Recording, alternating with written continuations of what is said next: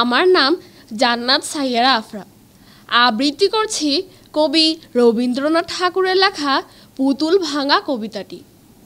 7-8 27 আমি বলেছিলাম বলে গুরুমশাই আমার পরে উঠল রেগে জ্বলে। মাগো তুমি 5 পয়সায় এবার রথের দিনে সেই যে রঙিন পুতুলখানি আপনি দিলে কিনে।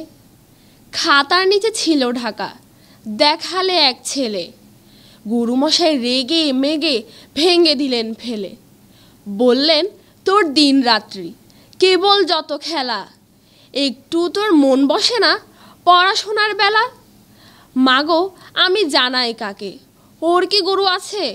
আমি যদি নালিশ করি এক্ষুনি তার কাছে। কোনো রকম খেলার পুতুল নেই কি মা ওর ঘরে?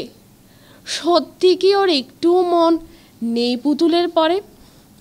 সকাল সাজে তাদের নিয়ে করতে গিয়ে খেলা, কোনো পড়ায় করেননি কি কোনো রকম হেলা? ওর যদি সেই পুতুল নিয়ে ভাঙেন কেহর আগে, বল দেখি মা ওর মনে তা কেমন তর লাগে। ধন্যবাদ।